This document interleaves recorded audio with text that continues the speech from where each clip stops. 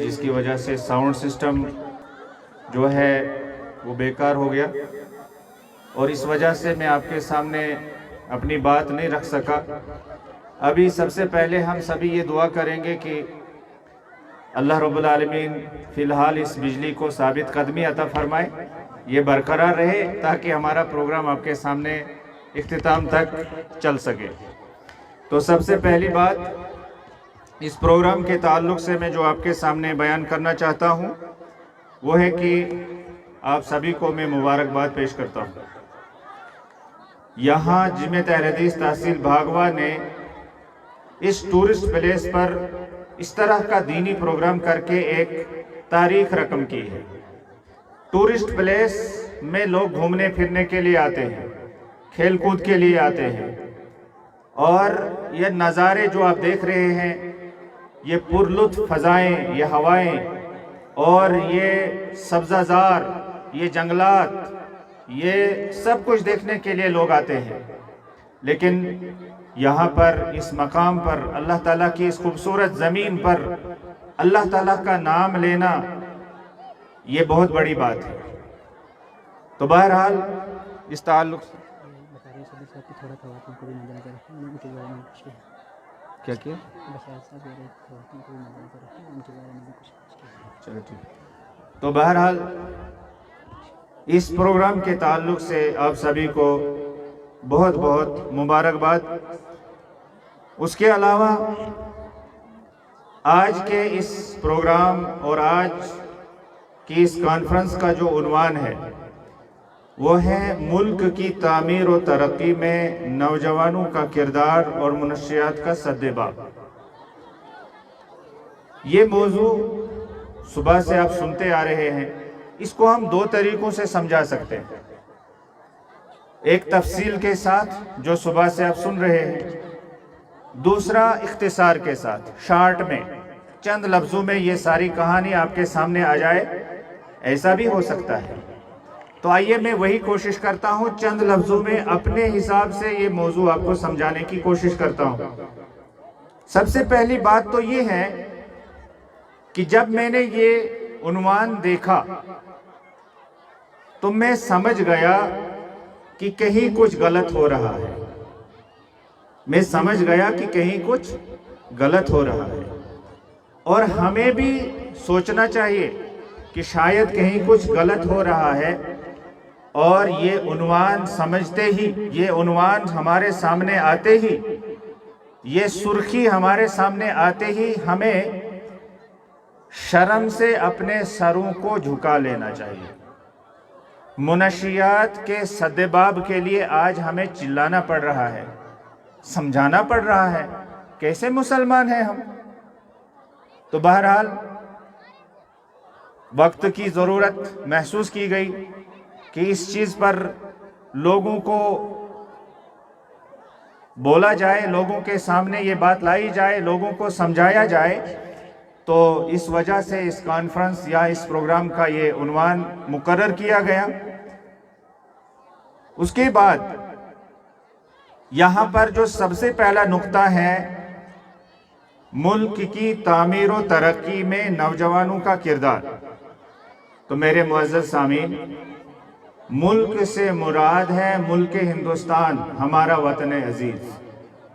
اس کی تعمیر و ترقی چاہیے، اس کی خوشحالی چاہیے، اس کے اندر امن چاہیے۔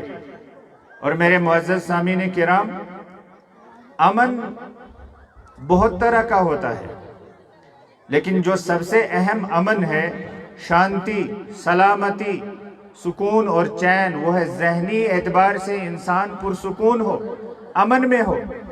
لیکن ہمارے یہ نوجوان یا ہمارے معاشرے کے کچھ لوگ، وہ چاہے کوئی بھی ہیں، یا ہماری سوسائٹی سے تعلق رکھنے والے کچھ افراد، وہ اپنے ذہن کا سکون ڈرگز میں پڑھ کر غارت کر دیتے ہیں۔ سکون حاصل کرنے کے لیے وہ بے سکونی کا سہارا لیتے ہیں۔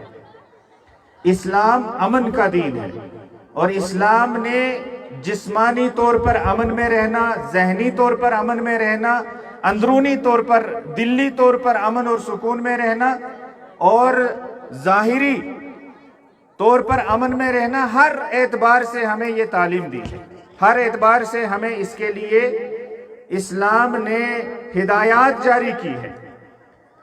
تو بہرحال ملک سے مراد ہے ملک ہندوستان، بھارت، انڈیا، وطن عزیز جس میں ہم رہ رہے ہیں، اس کی تعمیر و ترقی۔ تعمیر و ترقی سے کیا مراد ہے؟ میں چند لفظوں میں یہ ساری چیزیں بتانا چاہتا ہوں۔ تعمیر و ترقی سے جو میں سمجھتا ہوں مراد ہے، وہ ہے امن اور خوشحالی، بھائی چارہ، تعاون، تعلیم و تربیت، صحت و تندرستی، ادب، تہذیب، اخلاق، حیا، شرم، احترام، انسانیت، اور اسی طرح سے بہت ساری چیزیں۔ امن اور ترقی، خوشحالی، یہ ساری چیزیں جب ہمارے ذہن میں ہوں گی، ہماری زندگی میں ہوں گی، تو ہم سب ترقی کریں گے، یہ ملک ترقی کرے گا، یہ علاقہ، یہ ڈسٹرکٹ اور یہ ضلع ترقی کرے گا۔ تو بہرحال نوجوانوں کا کردار، اس پر بھی چھوٹی چھوٹی باتیں ایک دو سنا دیتا ہوں۔ شاعر نے کہا ہے، عقابی روح جب بیدار ہو جوانوں میں، نظر آتی ہے ان کو اپنی منزل آسمانوں میں۔ عقابی روح جب بیدار ہو جوانوں میں، بیدار کہاں ہے؟ سوال تو یہی ہے نا۔ ہمارے نوجوان بیدار ہیں؟ وہ تو چرس پی کر مست پتہ نہیں کہاں گرا ہوا ہے، اس کو اپنی منزل آسمانوں میں کہاں نظر آ رہی ہے، وہ پتہ نہیں کہاں زمین پہ گرا ہوا ہے۔ اب میں زیادہ سخت الفاظ استعمال نہیں کروں گا، لیکن حالات ہمارے ایسے ہی ہیں، ہمارے حالات ایسے ہی کچھ ہیں۔ ہمارے نوجوان بیدار نہیں ہیں، لیکن اس کے پیچھے کمزوری ہماری ہے۔ والدین، ذمہ داران، سرپرست حضرات، سوسائٹی کے اندر جو بڑے بڑے لوگ ہوتے ہیں، ذمہ دار لوگ ہوتے ہیں، ٹیچرز حضرات ہوتے ہیں، مدرسین، اساتذہ، پروفیسرز، لیکچررز، اس طرح کے لوگ اس چیز کے اندر ذمہ دار ہیں۔ وہ نوجوانوں کو یہ چیز کیوں نہیں سمجھاتے؟ تو اس کے پیچھے کمزوری ہمارے اندر ہے۔ ہمارے نوجوان، ہمارے جوان بیدار کیوں نہیں ہیں؟ ان کے اندر وہ عقابی روح پیدا کیوں نہیں ہو رہی ہے؟ یہ سوالیہ نشان ہے ہمارے لیے۔ تو عقابی روح جب بیدار ہوتی ہے جوانوں میں، اگر بیدار ہو تو وہ بیدار نہیں ہے، وہ سوئے ہوئے ہیں۔ حالت تو یہ ہے کہ ہم میں سے کچھ نوجوان ایسے بھی ہیں جو پالش کو چاٹتے ہیں، ڈرگز کے طور پر پالش، جس کو ہم جوتے کو چمکانے کے لیے استعمال کرتے ہیں۔ کچھ تو جرابوں کی بدبو کو سونگھ کر اپنا نشہ پورا کرتے ہیں، جرابوں کی بدبو۔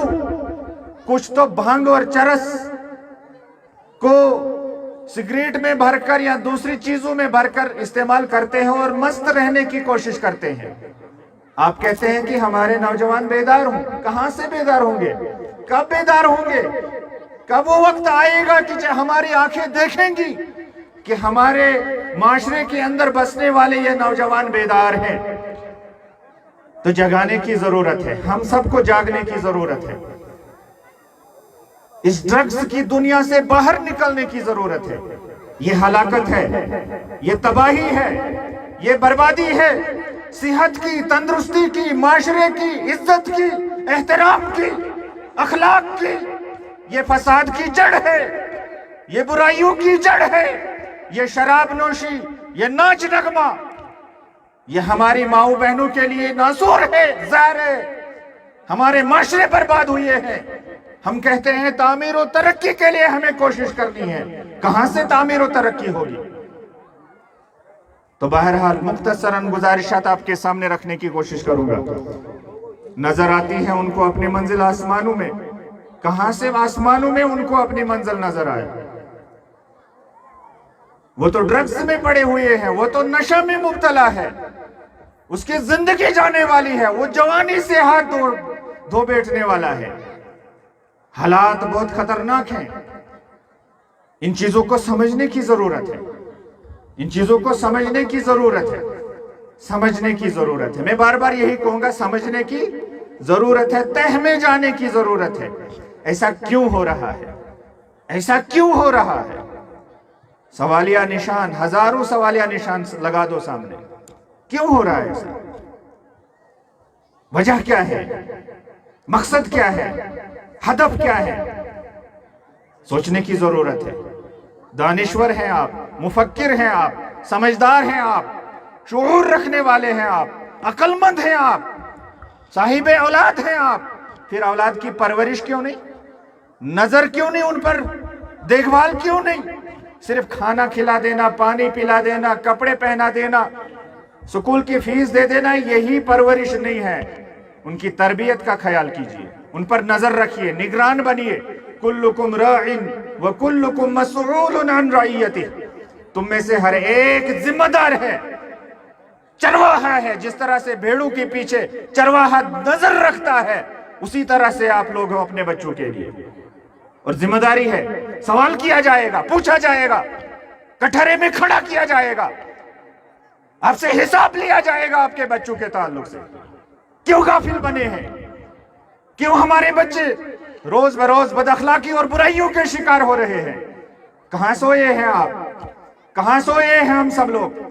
تو بہرحال جب آسمانوں میں منزل نظر آتی ہے تو اسی ہندوستان کی سرزمین سے اے پی جے عبدالکلام کی طرح ایک بہت بڑا سائنسدان پیدا ہوتا ہے انہی نوجوانوں میں سے، جس کو میزائل مین کہا جاتا ہے۔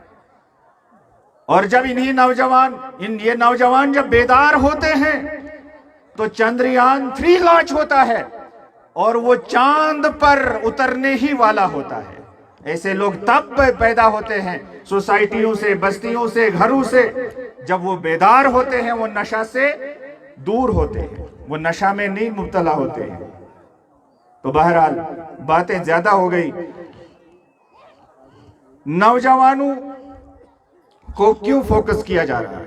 نوجوانوں پر ہی زیادہ نظریں کیوں ہیں؟ آپ نے سنا صبح سے یہی باتیں آپ کے سامنے آ رہی تھی۔ اللہ تعالیٰ نے اس کی حقیقت کو واضح کیا ہے۔ بس یہی کچھ باتیں آپ کے سامنے رکھوں گا اور میں آپ سے رخصت چاہوں گا۔ اللہ تعالیٰ نے فرمایا ہے، وہ آیت جو میں نے پہلے یہاں پر پڑھی تھی، سورہ روم کی آیت ہے، آیت نمبر 54۔ اللہ الذی خلقکم من ضعف، وہ اللہ جس نے تمہیں کمزوری کے ساتھ پیدا کیا ہے۔ یعنی جب بچہ پیدا ہوتا ہے تو کمزور ہوتا ہے، سہارے کا محتاج ہوتا ہے، دیکھ بھال کا محتاج ہوتا ہے، تو اس حالت میں یہ انسان پیدا ہوتا ہے۔ ثم جعل من بعد ضعف قوة، پھر اللہ تعالیٰ اسی کمزوری کو طاقت میں بدل دیتا ہے۔ کون ہے وہ؟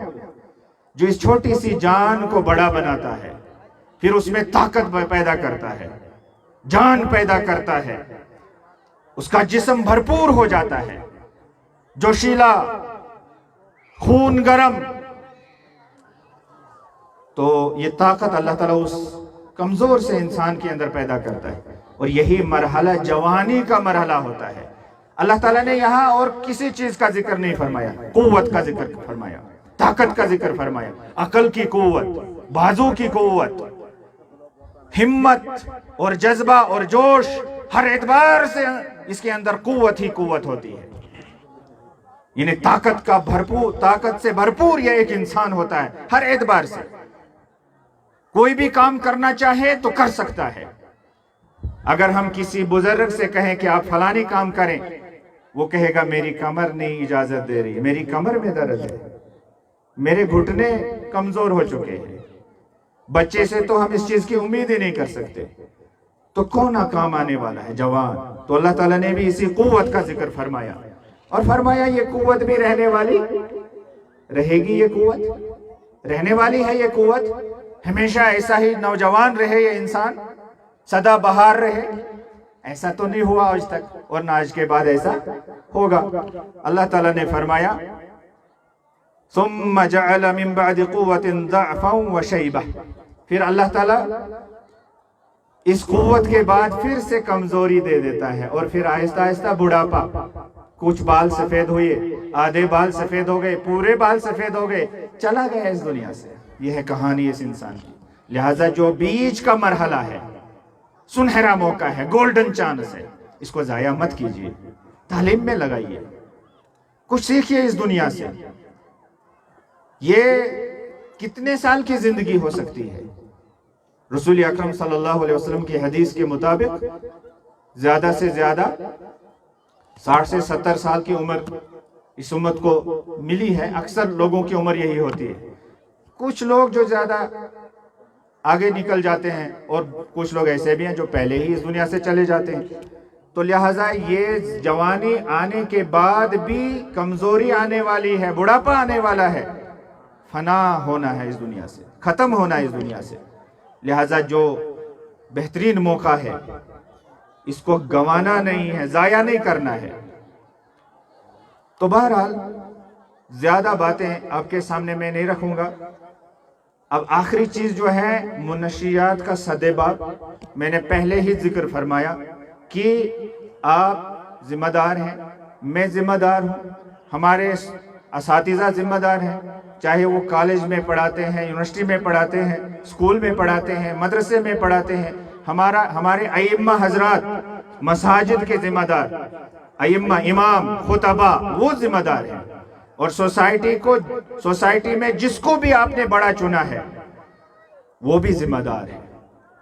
उसकी भी जिम्मेदारी बनती है कि मुनशियात के सदेबाब में वो अपना किरदार पेश करे, अपनी सोसाइटी को बचाए, अपने घर को बचाए, अपने बच्चों को बचाए, अपने जवानों को बचाए, तो सदेबाब होगा। और उसमें एडमिनिस्ट्रेशन भी इन्वॉल्व हो, एडमिनिस्ट्रेशन भी इस सिलसिले में मुखलिस हो कि वाकई माशरे से जो है मुनशियात को खत्म करना है। उनकी भी जिम्मेदारी बनती है, सरकारी सतह पर, गवर्नमेंट लेवल पर उनकी भी जिम्मेदारी बनती है। तो हम सब मिलकर, सभी इंसान हैं, हम सब मिलकर जब इसके खिलाफ एक मुहिम छेड़ेंगे और ये तहिया कर लेंगे, ये अज़्म मुसम्मम कर लेंगे कि हमें इसको अपने माशरे से खत्म करना है, तो जब हम मुखलिस होंगे, पुरअज़म होंगे, तो जरूर हम इस मकसद में कामयाब होंगे।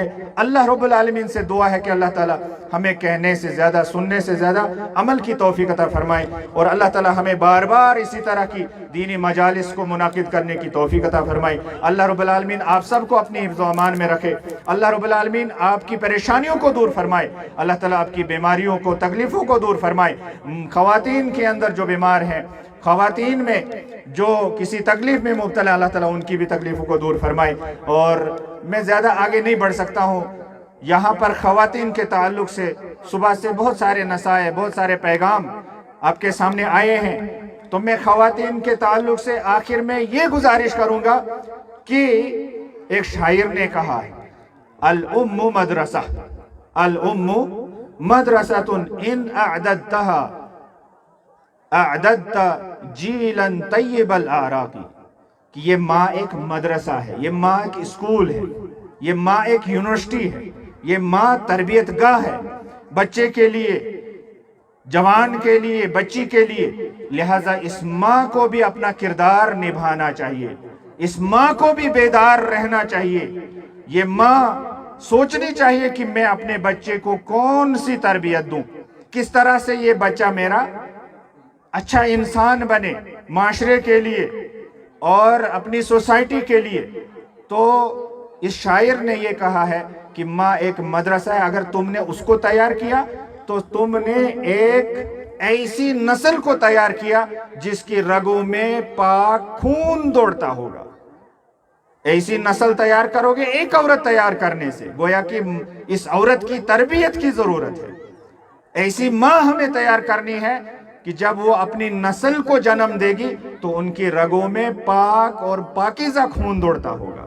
ऐसी नस्ल हमारे सामने आएगी। तो बहरहाल अल्लाह ताला हमें कहने से ज़्यादा और सुनने से ज़्यादा अमल की तौफीक अता फरमाए। व आखिरु दावाना अनिल हम्दुलिल्लाह।